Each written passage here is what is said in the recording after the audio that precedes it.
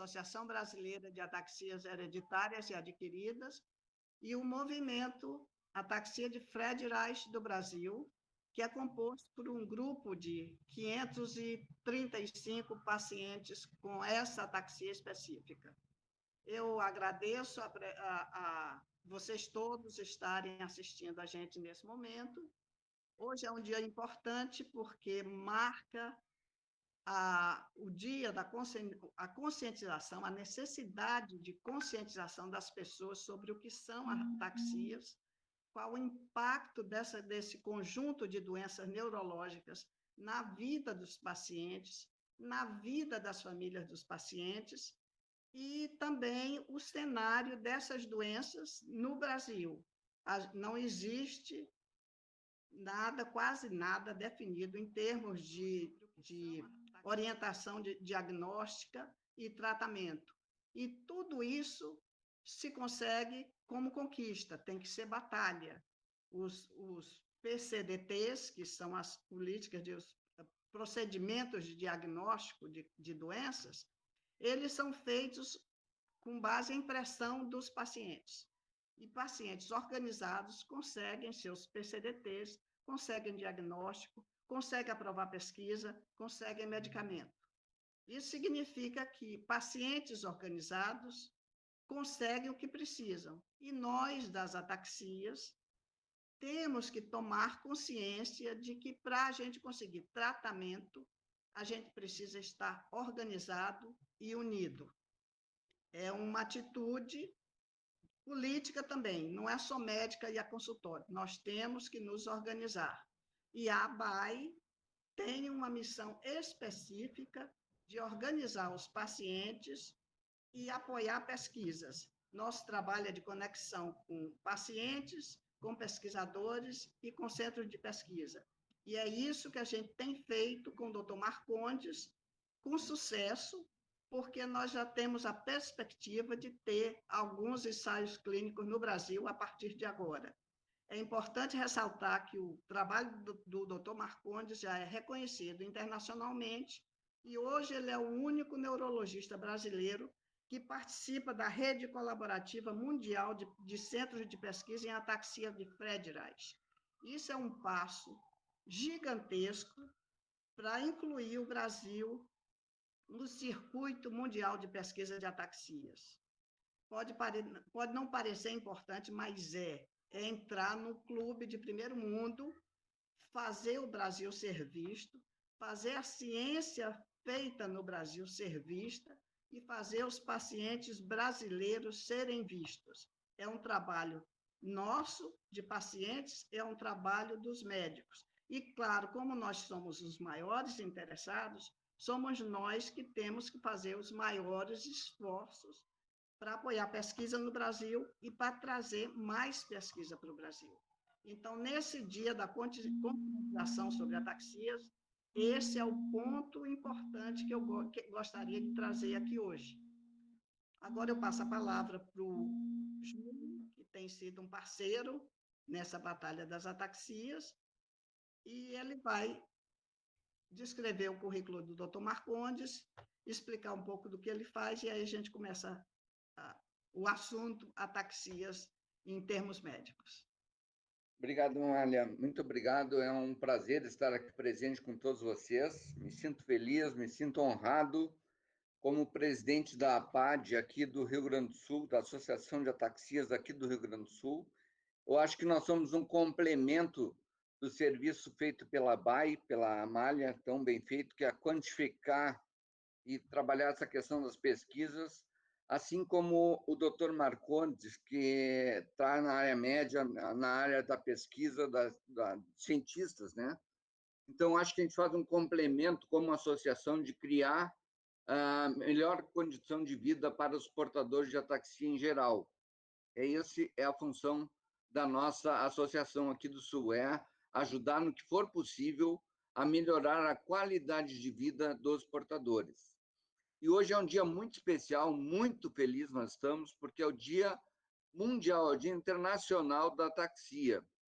Embora alguns pensem, mas hoje não temos que comemorar nada, porque não é bom ter ataxia. É lógico que não é bom ter ataxia. E não é para esse o motivo que existe esse dia. Esse dia é justamente para dar eco à nossa causa. É para nós gritarmos ao mundo, mostrarmos ao mundo que a ataxia existe, que nós precisamos de uma cura, nós precisamos de tratamento, nós precisamos de pesquisas, nós precisamos de investimento, nós precisamos que as pessoas conheçam a ataxia. E a gente vem desenvolvendo um trabalho em conjunto, várias pessoas por aí pelo Brasil, a Amália é uma delas, nós aqui da Associação da APAD, a Irene Pialinsola, do Espírito Santo também, a gente tem ido e levado a voz da ataxia, porque cerca de 10, 15 anos atrás, ninguém sabia o que era ataxia. Hoje, muita gente já sabe, até os fisioterapeutas já sabem o que é ataxia. Então, é muito importante a gente dar voz a esse assunto. Então, é nesse sentido que é importante o Dia Internacional da Ataxia. Porque o ano passado eu me lembro que eu dei entrevista na televisão e disseram, mas hoje não é dia de se comemorar a doença, mas é claro que não. É dia de se comemorar, não, de se divulgar a doença. Esse sim é o objetivo principal. Mas eu vou passar a palavra direto para o doutor Marcondes, mas antes me coube a tarefa especial aqui de apresentar o currículo do Dr. Marcondes. Na verdade, eu precisaria mais ou menos umas 2 horas para ler a metade do currículo do Dr. Marcondes, porque ele é uma autoridade no assunto, uma das maiores autoridades. Para quem não o conhece ainda, eu acho que todos os ataques conhecem o serviço dele, já ouviram pelo menos falar dele, né? E ele é muito uma pessoa que se identificou muito comigo, porque ele é uma pessoa muito simples. Desde que foi convidado para participar dessa live, prontamente ele respondeu. Eu sei que ele tem 1 milhão de compromissos e ele prontamente se prontificou em estar conosco aqui hoje para nos falar das novidades da ataxia. E coube a mim, então, fazer um resumo, porque ele pediu que fosse... Ele mandou o currículo dele, que eu levaria umas 2 horas, em 2 linhas, para ter uma ideia da humildade dele. Então, ele corrobora justamente com o meu pensamento. Não adianta ter um currículo exemplar, maravilhoso. Tem que ser uma pessoa maravilhosa. Isso é muito mais importante do que um currículo muito extenso, muito grande. Mas o Dr. Marcondes, para quem não o conhece, é médico neurologista, pesquisador da área de neurogenética e ataxias. Ele é professor do Departamento de Neurologia da Faculdade da Unicamp e é chefe do setor de doenças neuromusculares e neurogenética do Hospital de Clínicas da Unicamp. Só por aí, por essa síntese, por esse resumo do resumo do resumo, já dá para ter uma noção da qualidade, do conhecimento e da importância que ele tem nesse meio da ataxia. Então, doutor Marcondes, fique à vontade, o senhor tem 30 minutos para fazer uma boa apresentação e depois a gente abre para as perguntas que, porventura, o pessoal colocar no chat aqui, tá bom? Fique à vontade. Bom, boa noite a todos, né? Eu queria agradecer imensamente aí as palavras aí do seu Júlio, da dona Amália e tudo, né? Eu acho que, para mim, eu fico honrado de poder estar participando aqui hoje, né, nessa live, né? E mais do que nunca, acho que a gente tem que se unir, né? Quer dizer, como foi colocado aqui na fala do seu Júlio, da Ana Amália, tudo, eu acho que a gente tem que tornar a ataxia visível, e isso parte desse esforço conjunto, né? Da comunidade dos pacientes, a gente que está aqui do outro lado, né? Como médico, como pesquisador, tudo. Então, eu acho que eventos como esse são sempre muito bons para a gente poder estreitar esses laços. Eu acho que vai ser bom para tirar dúvida de alguns membros da comunidade, né? Então, a ideia que eu faço, a gente vai fazer essa aula, em que a gente vai falar um pouquinho sobre algumas coisas em termos de novidade, né? Que eu acho que é sempre interessante. E aí depois a gente fica à disposição para discutir algumas perguntas e comentar um pouquinho, né? Então, vou trazer aqui meus slides para apresentar. Deixa eu só eu...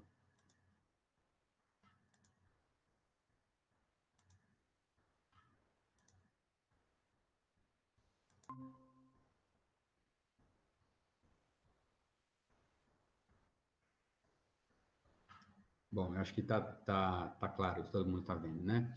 Então, gente, o tema dessa apresentação que eu me propus a falar hoje, né, é falar um pouquinho sobre novidades no diagnóstico e tratamento das ataxias, tá certo?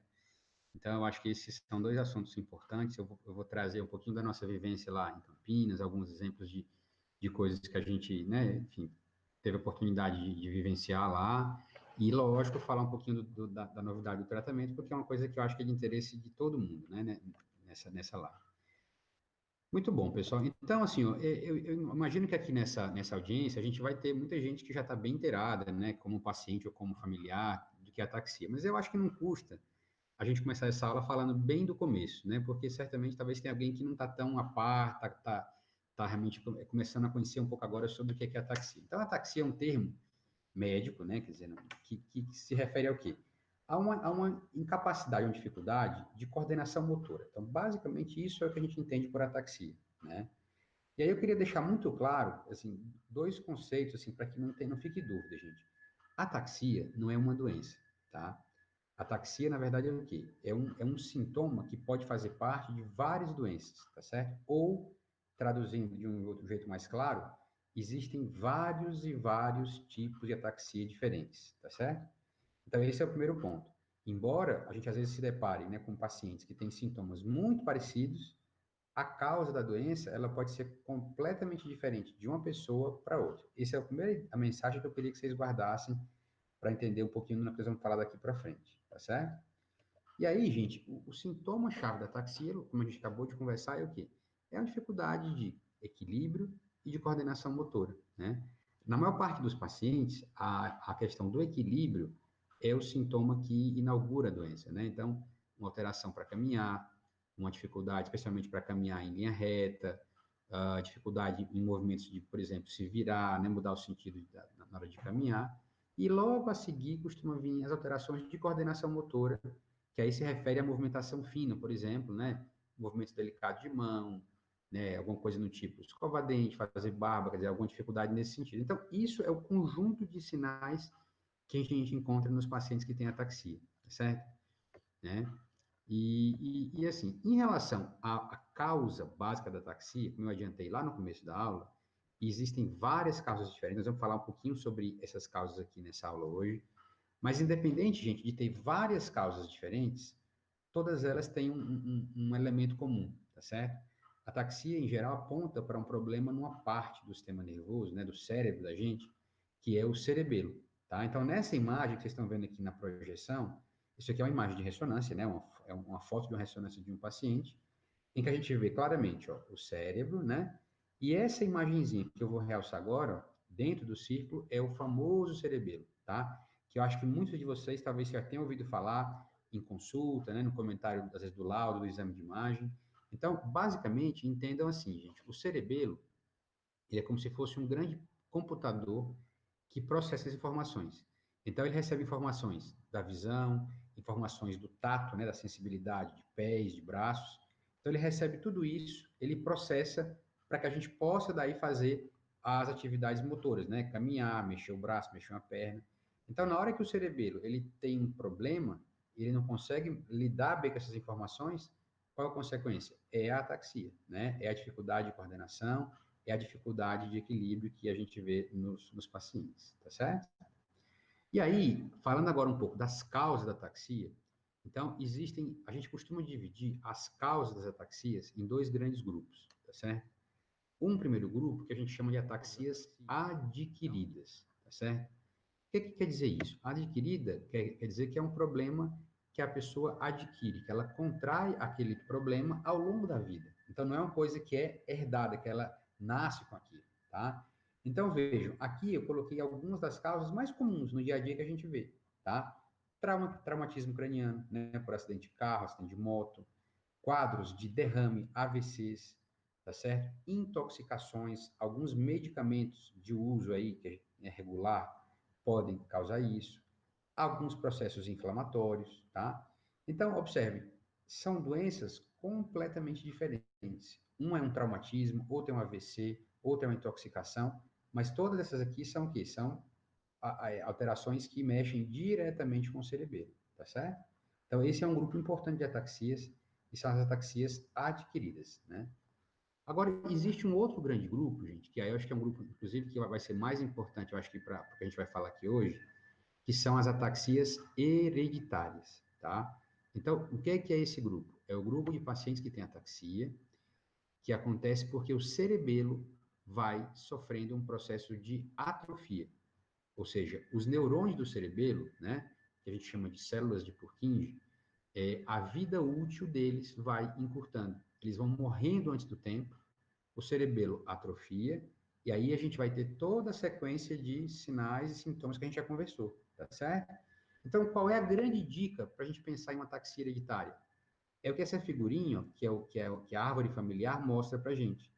Então, você vai falar com o paciente e ele vai muitas vezes contar que várias outras pessoas da família também tiveram os mesmos sintomas, também tiveram, né, quer dizer, o mesmo tipo de dificuldade. Então, essa é a grande dica para a gente suspeitar de uma ataxia hereditária. Mas eu faço uma ressalva, tá certo?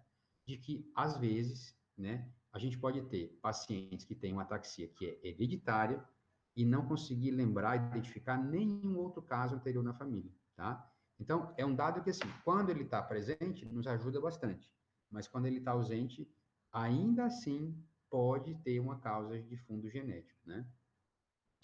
E aí, nesse grupo de ataxias genéticas ou hereditárias, pessoal, a coisa também não encerra por aí. A gente hoje sabe que existem vários e vários tipos diferentes de ataxias hereditárias, né?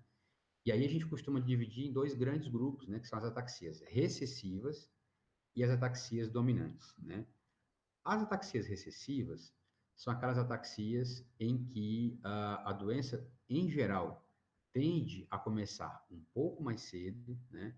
E aonde os pais não têm a doença, né? Em geral, os pais não têm a doença, mas eles são portadores, e aí, eventualmente, o filho pode ter a doença, tá? Então, nesse grupo, eu vou fazer uma menção muito particular aqui, a ataxia de Friedreich, né? Porque eu imagino que a gente deve ter um grande público aqui assistindo, e porque a ataxia de Friedreich é a ataxia recessiva mais comum, né? Então, ela tem como características, assim, mais marcantes, e aqui eu acho que vários pacientes aqui vão se identificar com o que eu vou falar um pouquinho, ela tem um início mais precoce, né? Então, em geral, na fase de adolescência é onde a gente costuma ver os primeiros sintomas, tá? É uma doença que tem como sintomas chaves a ataxia, de fato, né? Perda de equilíbrio, uma alteração da fala, né? Os pés podem ter um aspecto meio assim, cavo, como a gente chama. E uma peculiaridade dessa ataxia é que alguns pacientes a gente pode ter, além da parte neurológica, alterações na esfera cardíaca, na esfera, né, diabetes, e alterações aí da parte, vamos dizer, de ortopédica, né, com escoliose principalmente. Então, essa é uma ataxia que sempre a gente precisa ter muita atenção, porque é a ataxia realmente recessiva mais comum, né? O outro lado, o outro grande grupo de ataxias, né, hereditárias, é o que a gente chama de ataxias dominantes, tá? Então, qual é a diferença fundamental, gente? Então, primeiro, a idade de início, né? As ataxias dominantes, elas tendem a se iniciar na vida adulta. Tá? É uma doença do adulto jovem, geralmente, tá certo? E ela tipicamente tem aquela história familiar em que a gente vai ter o pai ou a mãe do paciente também apresentando o sintoma, tá? Então, isso é a grande dica, né? Aqui, gente, existem hoje 42 tipos de ataxias diferentes, tá? Cada um deles é um defeito genético específico, numa região específica do material genético. Então, olha como uma coisa é complexa, mais de 40 tipos, né? E eu queria chamar a atenção para uma delas, que é a doença de Machado Joseph, também, que certamente eu acredito que vai ter muita gente aqui na plateia, né, que é paciente, que é familiar, né, ou que tem interesse. Então, a doença de Machado Joseph, ou ataxia tipo 3, são termos sinônimos, tá certo?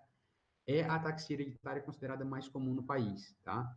E isso, na verdade, vem do fato de que é uma doença, né, de origem portuguesa, né, especialmente das ilhas portuguesas, né, dos Açores.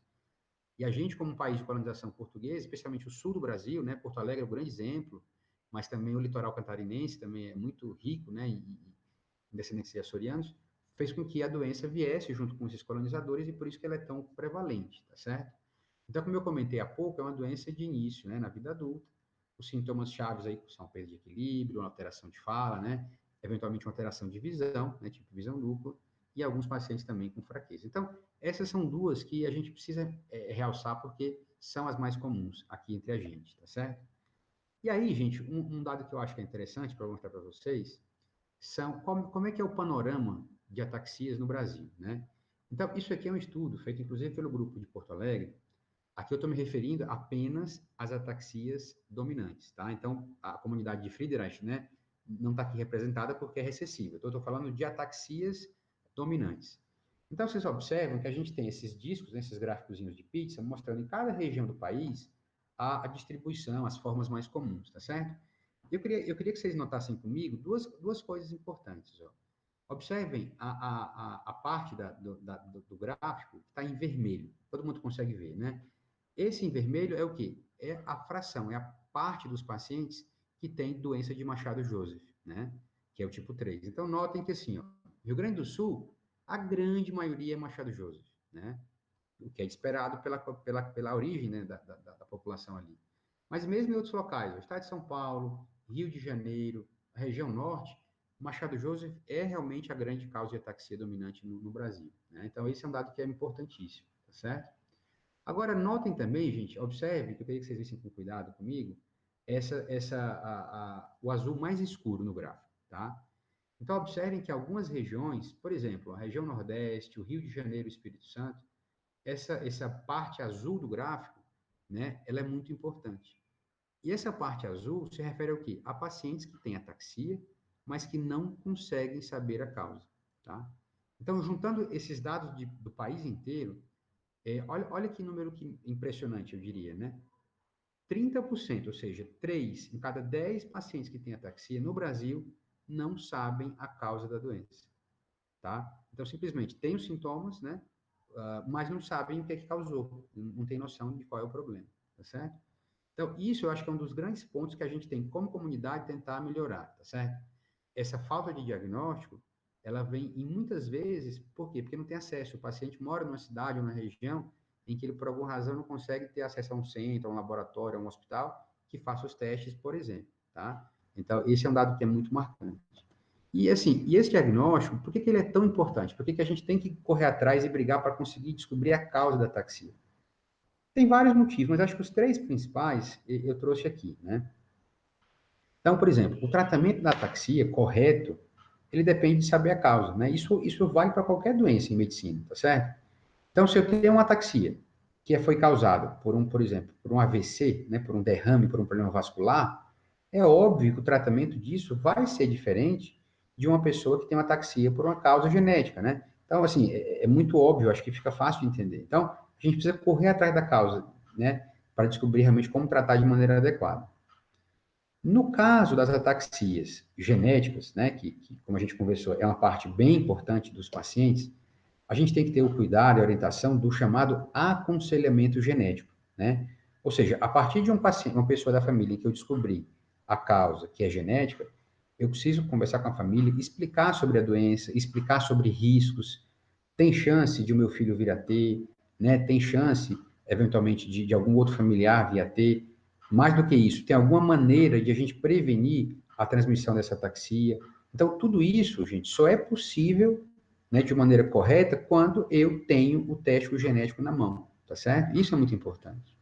E o terceiro ponto é a orientação que a gente faz como médico sobre a doença e sobre a evolução, né?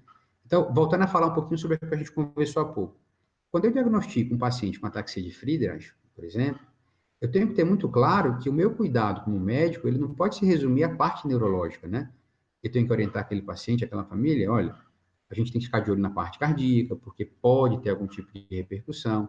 Então, eu vou ter que incluir, né, nas avaliações periódicas exames para ver a parte cardiológica, ver a questão do diabetes, que a gente sabe que pode fazer parte. Então, tudo isso é o cuidado médico que a gente oferece. Então, ele tem que ser, ele é bem feito, ele tem que ser bem feito, mas para isso ele tem que ter uma causa descoberta, né? E isso é um dos grandes gargalos que eu acho que a gente vê hoje, né, no Brasil em relação à ataxia, né? Então, agora, gente, eu vou trazer para vocês uma situação que foi uma experiência agora recente que a gente teve aqui na Unicamp, na universidade, que foi tentar correr atrás de resolver esse problema. Ou seja, a gente pegou, né, um grupo de pacientes que seguiam com a gente, alguns que foram, inclusive, encaminhados de outros hospitais, outros médicos, né, no país. Então, desse grupo de pacientes com ataxia, a gente tentou fazer uma investigação profunda para tentar descobrir a causa. Então, a gente submeteu esses pacientes a um tanto de exames de imagem, né, ressonância, né, detalhada, exames de laboratório, enfim, o mais completo possível, né? Quando isso não foi conclusivo, a gente fez testes genéticos, aqui procurando as ataxias mais comuns, né, como Friedreich, como Machado-Joseph, tá certo? E ainda assim, a gente teve um grupo de pacientes, na verdade, quase 80 pacientes, que mesmo com esses exames genéticos iniciais e com esses exames de imagem, de laboratório, que a gente não achou causa, né? Então, qual que foi a ideia nesse projeto? Vamos tentar fazer o que tem de mais completo, né, de mais, assim, aprofundado em termos de exame genético, que é um exame chamado de exoma. Acho que alguns devem ter ouvido falar esse termo já, né? Ou sequenciamento do exoma. Então, é um exame genético que você, em vez de fazer a pesquisa de um por um, né, de cada ataxia um por um, a gente faz uma espécie de um painel, de um grande painel, que a gente consegue examinar, então, né, um número muito maior de ataxias de uma vez só, né? E esse foi a nossa proposta. Vamos ver se a gente consegue, fazendo isso, conseguir, né, tirar essa dúvida e descobrir o que esses pacientes têm, né? Então, o resultado desse processo foi, de certa forma, interessante, eu acho. Então, vendo esse gráfico que vocês estão vendo do lado esquerdo aí da projeção, notem que, assim, a gente não conseguiu descobrir de todo mundo, né? Mas em 35% dos pacientes, a gente conseguiu descobrir a causa, tá? E aqui nesse grupo, gente, havia pacientes que tinham mais de 20 anos de ataxia sem saber a causa, tá certo? Então, esse passo que a gente pôde dar com esse exame mais aprofundado, ele foi de fundamental importância. E para mim, o que foi mais gratificante, mais do que descobrir a causa, foi saber que desses pacientes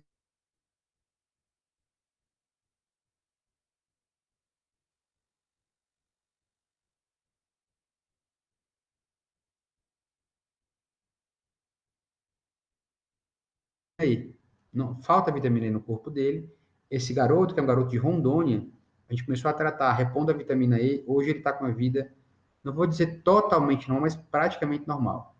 Saiu da cadeira de roda, voltou a ter uma vida ativa, quer dizer, numa fase da vida com 18, 19 anos de idade. Então, muito gratificante, né? E o outro caso, que é um caso também que a gente teve a felicidade de descobrir que ele tinha, uma ataxia genética por deficiência de coenzima Q10, que é uma espécie de uma vitamina, né? Que alguns, inclusive, de vocês, né? Muitos tomam. E esse paciente também, com a reposição de coenzima Q10, teve uma resposta muito boa, muito satisfatória.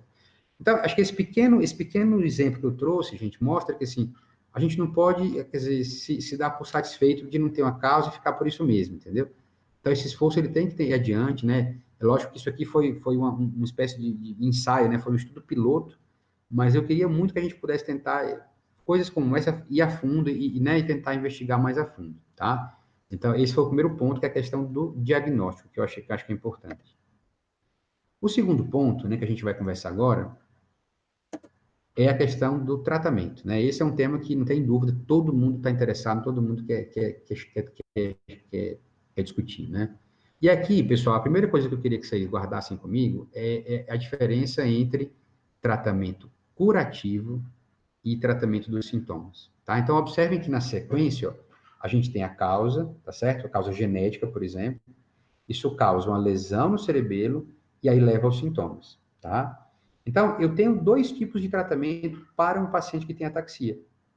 O primeiro é um tratamento que eu tenho uma proposta curativa, em que eu vou atuar lá na causa para evitar que o cerebelo sofra algum tipo de dano, né, algum tipo de problema, tá certo? Esse aqui é o nosso sonho de consumo, né, aquilo que a gente tem que correr atrás, tem que ser o nosso alvo lá na frente. Mas existe um outro tipo de tratamento, pessoal, que é o tratamento dos sintomas, ou seja, eu não estou atuando na causa, mas eu consigo muitas vezes ajudar a melhorar sintomas que são muito desagradáveis, muito incômodos para o paciente com ataxia, né? Então, por exemplo, quando a gente fala em ataxia, vocês naturalmente pensam em quê? No equilíbrio. Está correto? Está correto. Mas a doença, muitas vezes, ela não é só isso, né? Olha a quantidade de sintomas que a gente pode ter junto com a ataxia, né? Com a perda de equilíbrio. Eu posso ter alteração de sono. Muitos dos meus pacientes têm alteração de sono. A gente pode ter queixas como dormência, como formigamento, tá certo? A gente pode ter alterações de humor. Então, irritabilidade, sintomas de depressão, né? Isso é muito comum. Dor, cãibra, né? Alterações para falar ou para engolir, né? Que a gente chama de disfagia e disartria. E cada coisa dessa aí, gente, é como se fosse um somatório, né? Cada coisa vai somando para ir atrapalhando o dia a dia e a qualidade de vida dos pacientes. Então, se eu consigo encontrar medicamentos ou intervenções que me ajudem a minorar esses sintomas, não é pouca coisa. Vai ajudar muito, entendeu? E aí a gente tem, felizmente, para alguns desses sintomas, medicamentos, intervenções que vão ajudar. E é por isso que eu acho que, assim, ser acompanhado, né, tratado por alguém que tem experiência com esse tipo de problema faz diferença, entendeu? Eu já ouvi de muitos pacientes meus, né, que foram a médicos, neurologistas, e ouviram comentários do tipo, olha, você tem uma doença degenerativa, não tem o que fazer, né, vai embora. Né? Isso, gente, está completamente errado, quer dizer, tem que ter muito claro que, assim, a gente ainda não tem tratamento curativo para muitas ataxias, mas tratamento sintomático, tratamento para ajudar na doença, isso tem de sobra, tem muita coisa, entendeu? Então, um exemplo disso, ó, isso aqui foi um trabalho antigo, já faz aí mais de 10 anos, né? Isso aqui foi, na verdade, uma parte do meu doutorado, na época que eu estava trabalhando né, no doutorado, e a gente se interessou em tentar ajudar sintomas como, por exemplo, cãibras, né? Que eu acho que muitos dos pacientes com Machado Joseph a gente encontrou. Então, 8 em cada 10 pacientes tinham cãibras. E cãibras daquelas de atrapalhar para dormir à noite, de não conseguir fazer as coisas, tá certo? E a gente foi atrás de tentar ver um jeito de ajudar nesse ponto. E um remédio, gente, que bom e velho carbamazepina, que é um remédio antigo, tem imposto de saúde, né, quer dizer, sem grandes custos, esse remédio foi capaz de ajudar a grande maioria dos pacientes que tinham cãibra, entendeu? Então, ou seja, é uma questão de você ir atrás de tentar realmente ver esse tipo de sintoma. Isso aqui é um exemplo só, né, a questão da cãibra, mas assim, a gente tem, assim como tem esse aqui para cãibra, a gente tem outros para o sono, a gente tem outros para a questão do humor, a gente tem outros para sintomas de dor, entendeu? Então, assim, fica essa mensagem, quer dizer, não menospreze esse tipo de tratamento e quando estiverem em consulta, gente, procurem discutir isso com o médico de vocês, entendeu?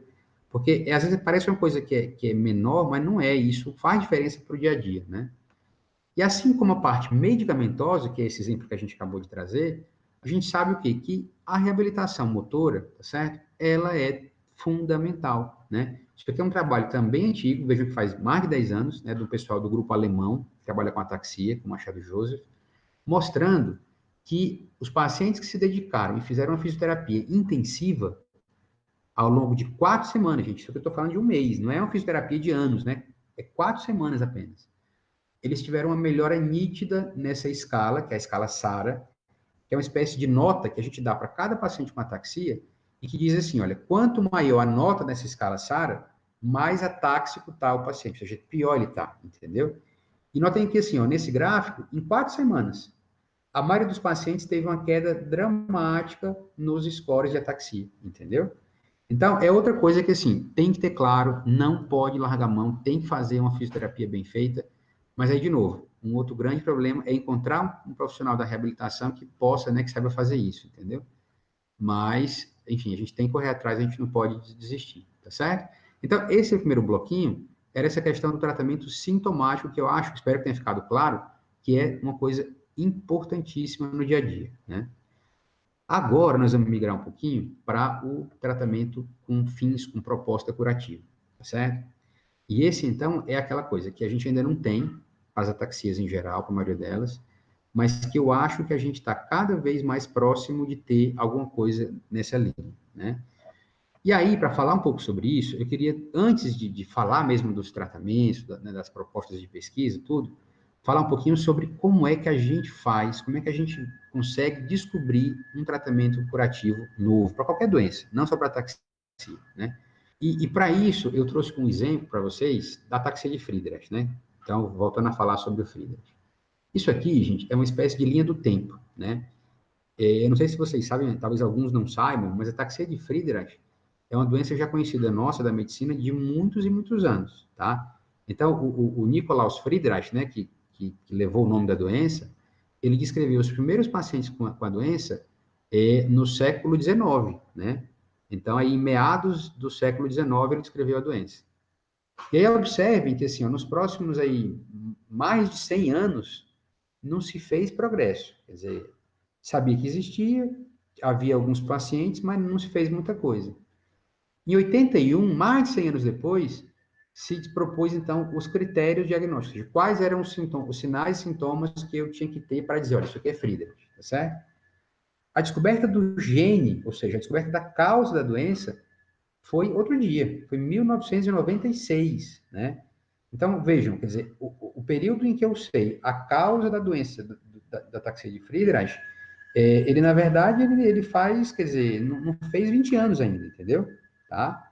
E aí, para vocês terem ideia, quer dizer, os tratamentos, a coisa começou a caminhar, e eu coloquei esse 2019 como sendo, assim, né, uma referência, porque a primeira medicação eficaz, a primeira medicação que foi feito um ensaio clínico, randomizado, controlado, e que foi positivo, foi 2019 com o MOX, né, com o omaveloxolone. Então, só para vocês terem ideia que, na verdade, quer dizer, as coisas levam um tempo, né, entre você descobrir a doença, descobrir o gene, até a gente ter os tratamentos, entendeu? E para as ataxias em geral, nós estamos agora, felizmente, saindo dessa fase de pouco conhecimento para uma fase em que você conhece muito mais da genética e da causa, e é isso que faz com que a gente possa ter chance de atuar lá no processo da doença, né? Então, assim, dito isso, pessoal, para descobrir um remédio novo, um potencial curativo, é um processo que leva tempo, né? Então, acho que vocês têm ouvido falar muito na história das fases, né? Agora com a coisa da vacina do Covid, né? Fase 3, fase 2, né? Fase 1. Então, vejam, quando a gente descobre um remédio novo, que acha que tem chance de tratar uma doença, o que a gente faz? Primeira coisa é tratar um animal. A gente tem modelos experimentais de ataxia em que você dá aquele remédio para o ratinho, para ver se ele melhora, para ver se ele não tem nenhum efeito colateral, para ver se ele não morre, tá certo? E aí, com esses dados iniciais do ratinho, a gente, quando tem um resultado animador, a gente progride para o paciente, né? E aí, no paciente, a gente tem 3 etapas diferentes. A fase 1, a fase 2 e a fase 3. A fase 1 é aquela fase em que você testa um número bem pequeno de pacientes e é para ver muito mais o quê? Segurança, ver se não tem efeito colateral, se não tem nada grave, se não tem nenhum risco para o paciente, né? Passou essa fase e a coisa correu bem, aí vem fase 2 e 3, em que a gente precisa de mais pacientes e em que a gente precisa o quê? De um número grande de pessoas para conseguir mostrar que aquele remédio realmente ele vai ter algum efeito, entendeu? Então aqui entra a história do placebo, né? A gente tem que ter um grupo tomando farinha e um grupo tomando remédio, para que a gente possa comparar um com o outro e aí finalmente ter a comprovação se funciona ou se não funciona, né? E na média, gente, esse processo, olha só, ele não é tão curto, né? Hoje, até eu diria que é um pouco mais breve, mas assim, na média, isso leva em torno de 4 a 5 anos, entendeu? Então, esse é um ponto, né? E tudo isso, esse processo todo, para que isso tem que ser feito? Por que não pode ser rápido? Eu descobri no ratinho, eu vou direto para testar na fase 3. Tem várias razões para isso. Um exemplo, isso que eu trouxe um exemplo para vocês, é uma outra doença, não é ataxia, mas acho que alguns devem conhecer, é um quadro também muito grave, chama esclerose lateral amiotrófica, tá? E para essa doença, alguns anos atrás, se descobriu, né, no ratinho, que esse remédio, chamado minociclina, tá? Que é um antibiótico, né, conhecido de muitos anos, ele parecia ajudar nessa doença. Então, todo mundo ficou naquela empolgação, porque é uma doença muito séria, muito grave, tudo. O fase 1 funcionou, o fase 2 foi muito bem, mas no fase 3, gente, olha o que aconteceu. O remédio, em vez de ajudar, foi acelerar a doença, entendeu? Então, ou seja, isso mostra que a gente tem que ter cuidado. Não é como você tomar ali uma vitamina, tomar né, uma coisa natural. Tem que ter esse cuidado, entendeu? E acho que no nossos dias de hoje, com a pandemia, todo mundo está mais ou menos assim, mais a par dessa coisa médica. E vocês, assim, viram, né, a questão do tratamento da Covid, né? Já se falou de hidroxicloroquina, ivermectina e um tanto de coisa aí, e que agora a gente está começando a ver que, na verdade, não funciona, não é por aí, entendeu? Então, a gente tem que ter esse cuidado, né, para que a gente, no afã de querer ajudar, a gente tenha um problema maior do que a gente já está, entendeu? Né? E aí, para vocês terem ideia, quer dizer, onde é que a gente está hoje nesse processo aí todo de pesquisa e de novos medicamentos? Então, isso aqui, gente, é o que a gente tem hoje, tá certo? De medicamentos, de drogas, que estão em fase de investigação para ataxia de Friedreich, tá? Então, veja que assim, a gente tem uma quantidade bem razoável de medicamentos em teste, cada um deles, tá certo? Com uma proposta de ação diferente, mas olha só, que chegou na fase 3, a fase final, né, para poder ter o resultado, foi só realmente, por enquanto, o MOX, né, que é o omaveloxolone. Foi um estudo que a gente conseguiu trazer para o Brasil, Infelizmente, ele não foi implementado da maneira correta, mas a gente tem pelo menos alguns pacientes do Brasil que puderam participar, né? E eu queria chamar a atenção para esse segundo estudo, né? Esse aqui, PTC 743, né? Que é um estudo também que está entrando, vai entrar agora na fase 3, e que a gente também conseguiu trazer para o Brasil, né? Estamos viabilizando aí esse estudo. Então, isso tem sido uma coisa que a gente tem ficado muito animado, né? De conseguir trazer esses estudos aí clínicos para cá, para que a gente possa ter chance de oferecer isso para os nossos pacientes, tá certo? Então, assim, a gente tem muita coisa em pesquisa, alguns um pouco mais à frente, outros numa fase bem início, né, de início de pesquisa, mas isso é uma coisa que realmente anima a gente para o futuro próximo, tá?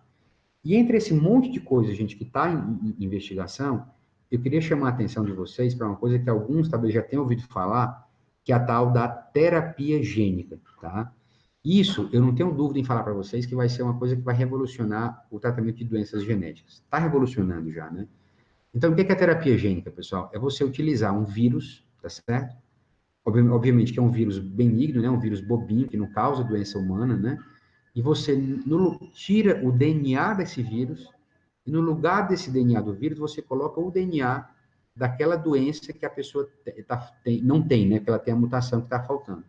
Então, no caso da ataxia de Friedreich, você coloca o gene da frataxina, né? Que é o gene que está faltando, você literalmente empacota ele dentro de um vírus, e esse vírus é administrado no paciente, e aí o azulzinho, né? Que é o gene que está faltando, ele é levado para as diferentes células do corpo do paciente, tá?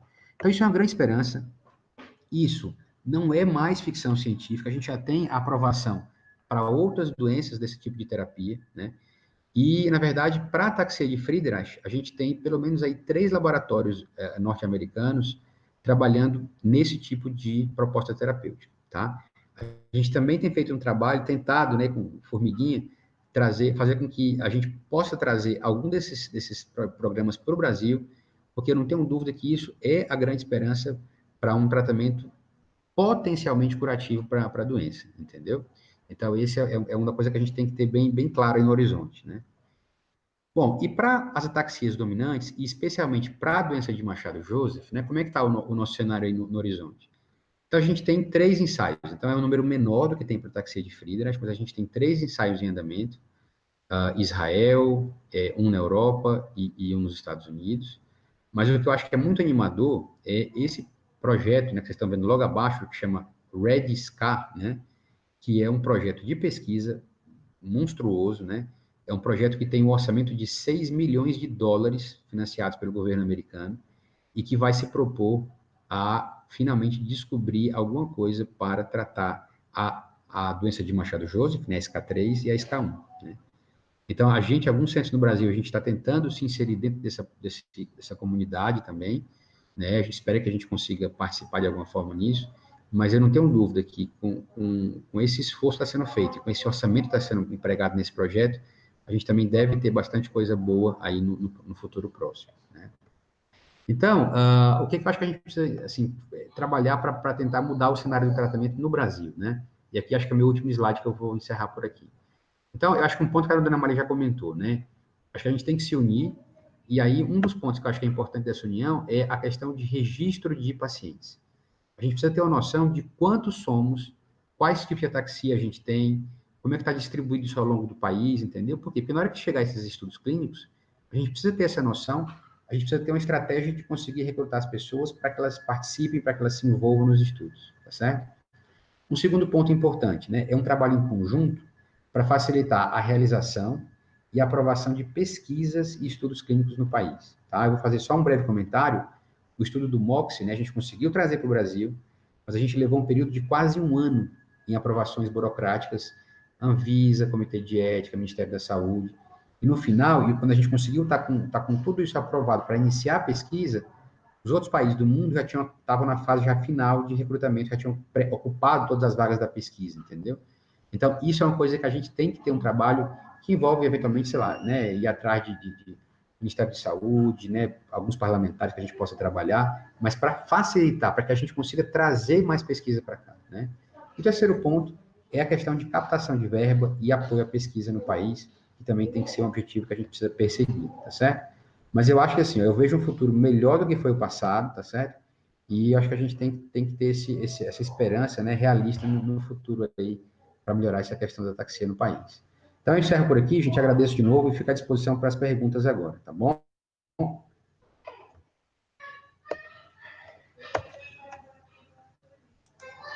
Muito obrigado, doutor Marcondes. Não sei se tu quer falar antes ou depois, antes das perguntas, queria falar alguma coisa, Amália? Senão a gente passa direto para as perguntas, que eu acho que o pessoal está curioso para aproveitar do doutor Marcondes esse conhecimento todo que ele nos passou, né? Vamos para as perguntas. Vamos para as perguntas. Então, tá bom. Vamos lá. Doutor Marcondes, eu tenho uma pergunta bem interessante aqui, principalmente com relação ao que o senhor comentou, que é importante a gente saber o diagnóstico da doença, né? Peraí um pouquinho. José Antônio, de Minas Gerais, ele levantou uma questão muito curiosa aqui, ele contou uma história, que a família dele tem 12 irmãos, 6 homens e 6 mulheres. Dos 6 homens, 4 já têm ataxia, tá? Mas nenhum deles sabe o diagnóstico ainda. E das 6 irmãs, uma tem ataxia. Então, tem várias pessoas na família. E nenhum deles tem diagnóstico. Ele foi o primeiro a ter os sintomas da doença, da ataxia. Eu conheço ele pessoalmente, porque eu já me encontrei com ele, exatamente a visão dupla, a falta de equilíbrio e tal. A pergunta dele, ele não conhece ninguém da família dele, do passado, que tenha tido. Ele é o primeiro caso. Então, eu perguntei, questionei ele, vem cá, mas já sabe o diagnóstico? Não, ele nunca fez o exame. Agora que ele está encaminhando no SARA de Belo Horizonte, já fez 2 consultas, e em virtude da pandemia, daí houve um atraso, ele não teve mais nenhuma consulta. Mas o que o senhor teria a nos dizer a respeito disso? Acho que essa é uma pergunta importante, seu Júlio. Então, assim, essa questão de aparentemente não ter ninguém na família anteriormente. Então, existe uma coisa que assim, às vezes a alteração genética ela pode ter aparecido naquela geração, é possível, né? Mas o que é mais comum da gente ver é o seguinte, às vezes a doença se manifesta de forma diferente em gerações, né, ao longo das gerações. Então, eu tenho pacientes, por exemplo, que tem uma ataxia muito leve, tá certo? Às vezes que se iniciou na 7ª década de vida, né, com 65, 70 anos de idade, e que para aquela pessoa, às vezes parecia que era simplesmente uma questão de envelhecimento, estava mais velho, estava um pouco menos ágil, entendeu? Então, esse é um ponto. Acho que pode ser tanto realmente o fato de que começou nele, naquela geração, né, dali para frente, mas o que eu acho que é mais provável é que talvez alguém na família tivesse anteriormente, de uma forma muito leve, e que por isso não tinha reconhecido que tinha ataxia, talvez, entendeu? Porque é difícil ser adquirido e todos os irmãos ter, não tem como, né? Não. Eu acho que nesse caso não tem dúvida que realmente, eu acho que é genético mesmo, né? Mas são essas 2 possibilidades que eu coloquei, né? Eu acho que aí não tem muita dúvida mesmo, né? A outra dúvida, acho que o pessoal tem muito, doutor Marcondes, é o seguinte: com essa história do estudo da ataxia de Friedreich estar bastante avançada, e o desespero do pessoal em querer a cura, ou pelo menos Uhum. estancar a doença, né? Na DMJ ou em todas as outras ataxias, a pergunta é: o que o senhor acha a respeito do uso do medicamento do Etravina, que está sendo estudado para Friedreich, ser aplicado assim de forma aleatória em outras questões de ataxia? Qual é a sua Uhum. opinião a respeito disso?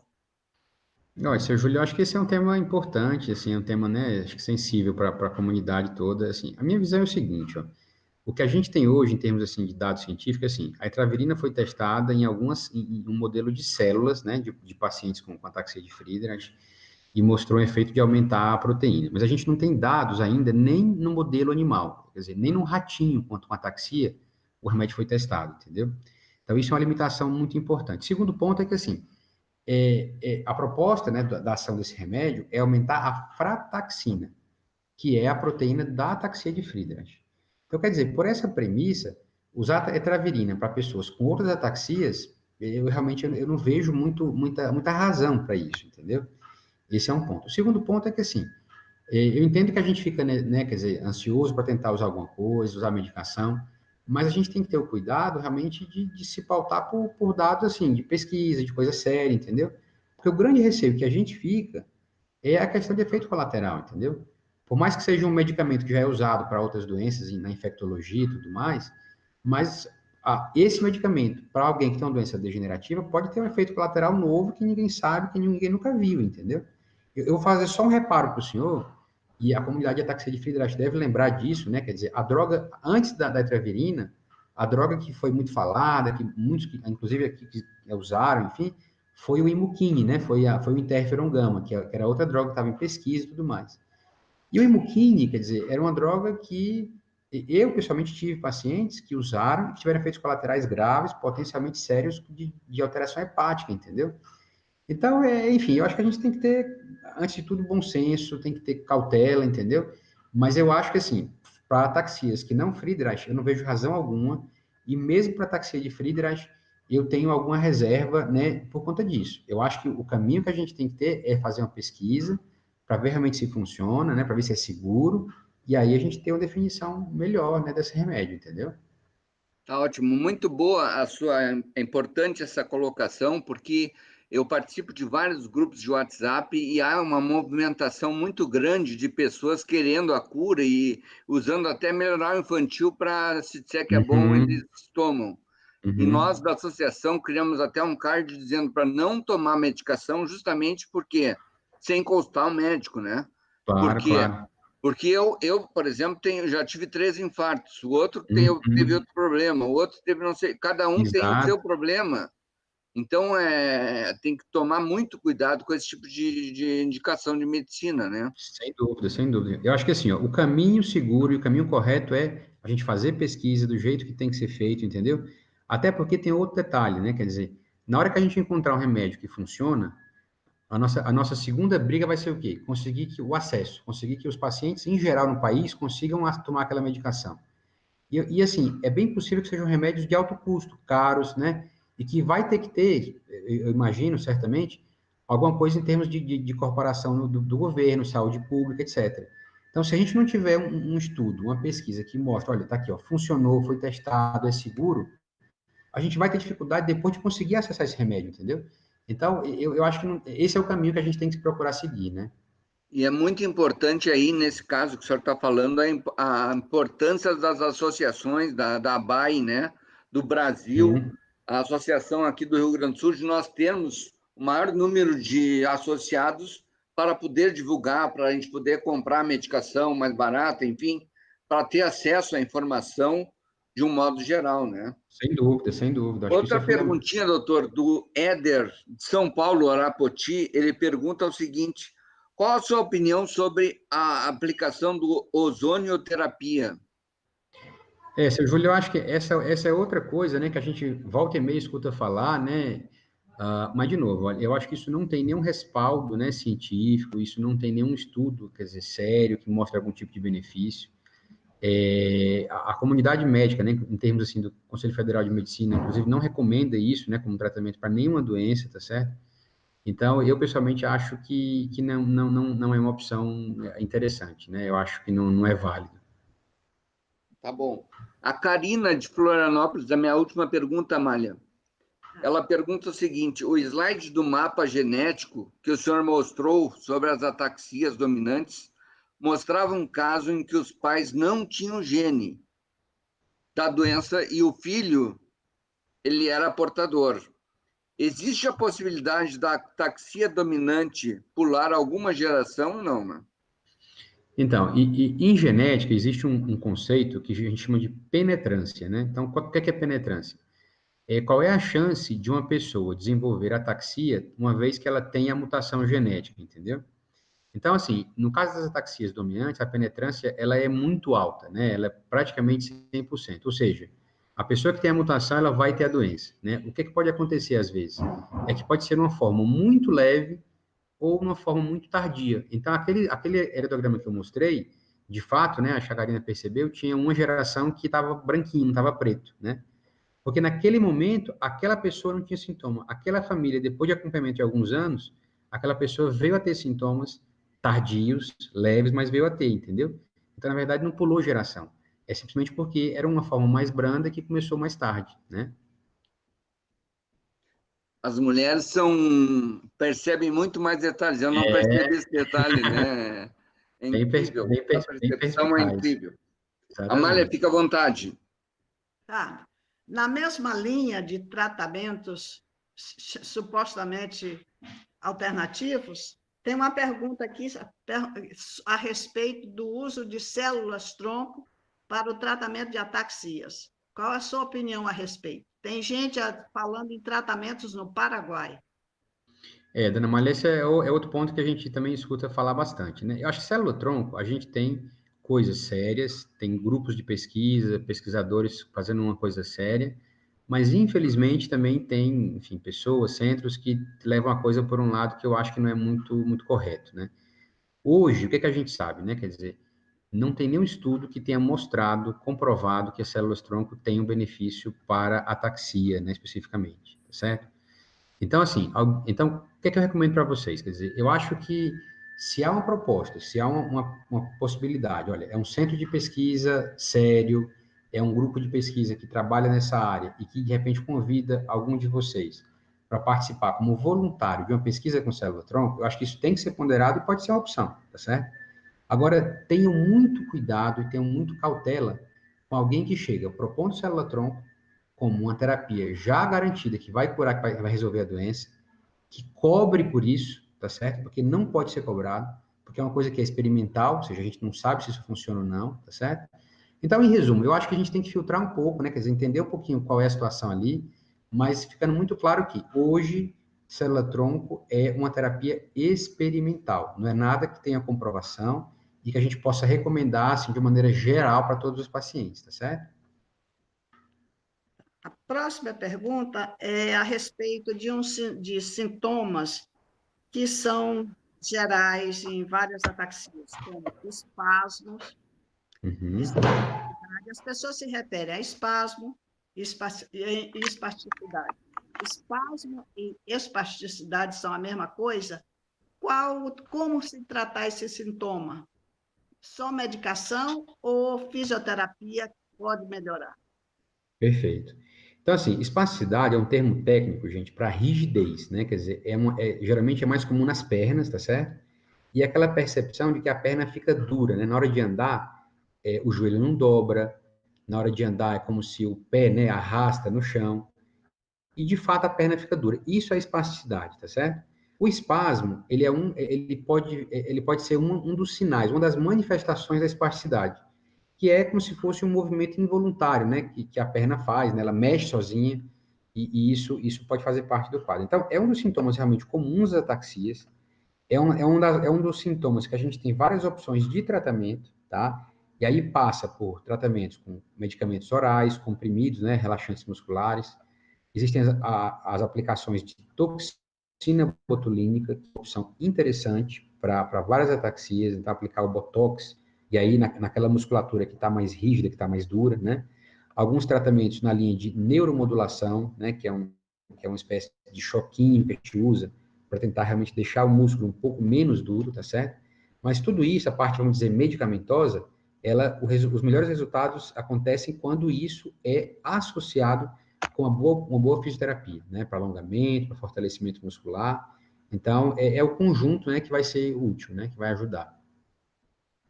O outro ponto é o controle do esfíncter, o controle urinário e o controle do intestino.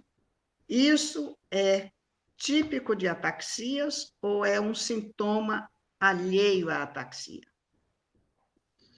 Isso é um sintoma que pode acontecer em algumas ataxias, mas não é um sintoma que seja universal, né? A maioria dos pacientes, na verdade, não tem esse tipo de problema, né? Então, é preciso ser avaliado. Eu vou dar um exemplo prático, assim. Por exemplo, o homem, né, depois dos 50 anos de idade, é muito comum que tenha o crescimento da próstata. E a próstata, quando cresce, ela pode afetar o processo de micção, né, de urinar, tá certo? Então, às vezes, o paciente com ataxia, nessa faixa de idade, acima dos 50 anos, ele pode ter queixas urinárias que, na verdade, podem ser simplesmente por uma questão de próstata e não pela doença, entendeu? Então, o que eu sempre falo para os pacientes é assim, é um sintoma que pode ser da doença, mas que precisa ser visto com cuidado. A gente tem que fazer uma investigação para ver se não pode ter outra explicação e uma explicação que tenha um tratamento mais fácil, tá certo? Então, é mais ou menos isso, né? A última pergunta que eu tenho é: alguém está perguntando, a coenzima Q10 pode ser tomada por qualquer ataque? E pode ser tomada por um familiar que ainda não teve a confirmação da ataxia? Uhum. Então, assim, ó, a coenzima Q10, gente, ela é uma espécie de uma vitamina, né, um suplemento alimentar, então ela é bastante segura, isso é um ponto importante sobre a coenzima Q10. E o que é que ela faz, né? Ela ajuda o funcionamento da mitocôndria, né? Alguns talvez vão lembrar da mitocôndria, lá da escola, né, do ensino médio, a mitocôndria é a usina, é a fábrica de energia que a gente tem nas nossas células. Então, quando eu dou coenzima Q10, a ideia é que a gente melhore a produção de energia e isso melhore, né, a função, né, dos vários órgãos do corpo. No caso das ataxias, existem algumas ataxias em que a coenzima Q10 já foi estudada, já foi pesquisada, com resultados, assim, interessantes. Então, a principal delas é a ataxia de Friedreich, né? Então, quem é paciente nosso, que acompanha conosco no laboratório, sabe que a gente usa a coenzima Q10. O benefício dela em relação à parte neurológica, ele não é brilhante, mas ele tem um efeito muito importante para a proteção do coração na ataxia de Friedreich. Então, essa é a principal razão pela qual a gente usa, né, a coenzima na ataxia de Friedreich. Existem outras ataxias, como eu mostrei daqueles pacientes que a gente fez o diagnóstico, né, que são relacionadas com os genes mais raros, com, né, alterações mais raras, que interferem com a coenzima Q10 com a sua absorção.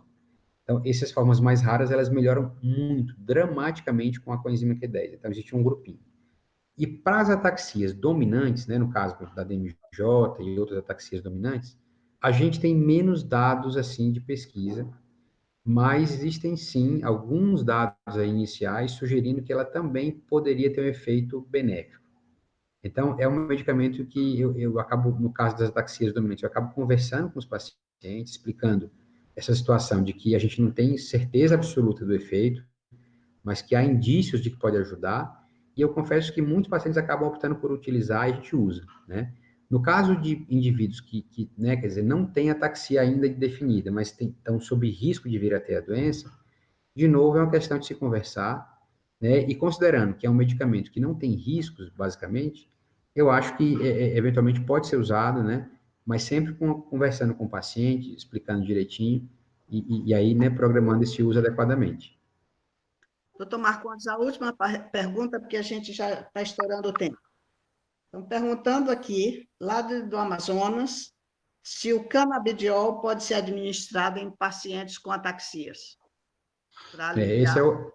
é, o, esse é outro medicamento que tem sido muito falado recentemente, né? Então, de novo, a gente infelizmente não tem grandes estudos com canabidiol em ataxia, né?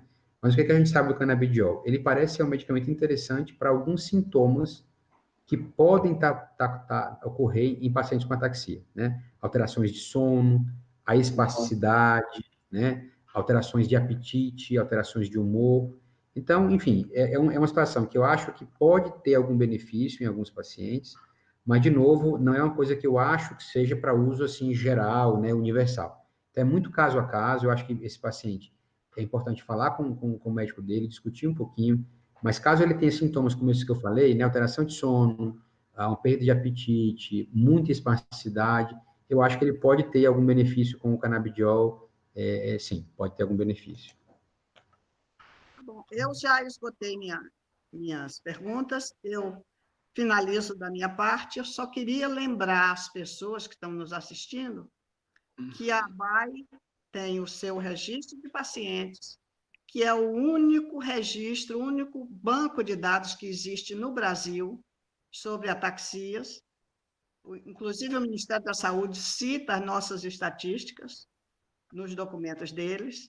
E eu queria pedir a vocês, que não, para os que ainda não estão cadastrados, que vão ao site abai.org.br/novo e lá cliquem no botãozinho de registro. Leva 3 minutos preencher o formulário. E é importantíssimo para a gente mapear a doença no Brasil. Nós já temos 2.300 pacientes cadastrados. Desses, 820 não têm diagnóstico confirmado, não sabem que ataxia tem. Mas é com números, é com vocês participando que a gente pode fazer pressão para conseguir exames.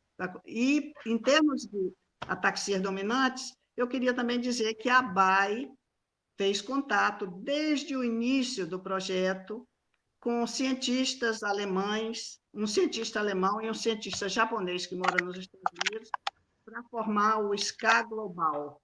Nós, a ABAI, somos parte do... manifestamos a intenção de participar do esforço do SCA Global, que é um consórcio mundial de cientistas e pacientes que está começando e está seguindo mais ou menos o modelo da ataxia de Fred-Reich. Então, eu convido todos, pacientes de Fred-Reich e pacientes de outras ataxias, que vão ao site da ABAI, abai.org.br/novo, e façam o seu cadastro. É uma arma poderosa que a gente tem, que não usa, então vamos começar a usar. E também quero agradecer muito a disponibilidade do Dr. Marcondes, sempre disponível para nós. E eu não tenho palavras para lhe agradecer. Imagine, obrigado. Que a gente possa fazer parcerias quando tiver outras oportunidades, espero que o senhor esteja disponível. Nós tentaremos não ficar muito em cima, mas se pudermos... Não. Muito obrigado, Amália. Muito obrigado. Eu gostaria apenas de aproveitar e explorar um pouquinho mais o conhecimento do Dr. Marconi, com uma última pergunta aqui, de uma associada nossa aqui do Rio Grande do Sul, a chamada Janaína, tá? Ela pergunta se pode ter ou não uma incidência maior da doença, da transmissão do gene, tá? Na 4ª geração, se isso é uma coisa que existe ou não, no caso de ser maior a incidência na 4ª geração, porque ela se preocupa muito com os filhos dela. Não, essa é uma pergunta também importante, mas na verdade isso não acontece, né? Então, em relação às ataxias dominantes, o risco ele é de 50%, né? Então, cada paciente que tem uma ataxia, né, como o DMJ, ele tem uma chance de 50% de transmitir para cada um dos seus filhos, e é importante lembrar que não faz diferença o sexo, nesse caso, né, se é filho ou se é filha, nem tampouco a geração, né, se é a primeira, segunda, terceira geração, e nem características, por exemplo, fisicamente parece, ou tem o mesmo tipo sanguíneo, essas coisas não interferem nesse risco, né? Então, nós estamos falando de 50% de risco, e isso, a princípio, não muda, né, ao longo das gerações, tá certo? Tá bom. Doutor Marcondes, muito obrigado mesmo, foi realmente uma aula muito importante para as pessoas que nos assistiram aqui, tiveram a oportunidade de receber essa aula, e a gente lhe é muito grato por essa disponibilidade sua. E eu faço a mesma consideração que a Amália fez, e peço a vocês que estão nos assistindo que acessem o site da APAD, www.aapad.com.br, e se associem a nós, porque não tem custo nenhum, só tem benefícios e informações importantes. Nós temos 2 grupos no WhatsApp oficiais de ataxia, que em tese é só para falar sobre ataxia, entendeu? E foi dividido em 2 grupos pelo número de pessoas. Então, é importante participar ativamente. Quem não está ainda, porque tem muita gente que está participando da live que desconhece a APAD, desconhece a associação, desconhece o trabalho que a gente faz, e é muito importante. Manda um WhatsApp para o 051, que é o código de DDD, 99589-1861. É o telefone da APAD. E aí peça o link para entrar nesses grupos oficiais, que é muito importante. Nós temos feito um belíssimo trabalho aqui no Sul, é uma pena que não se estende para todo o Brasil, mas, por exemplo, nós temos um trabalho com convênio com a psicóloga a doutora Ana Gazola, ela faz uma terapia em grupo, gratuito, com os nossos associados. Nós temos, inclusive, a associada nossa lá nos Estados Unidos, a Vanessa, que está participando do meu grupo de terapia, gratuitamente.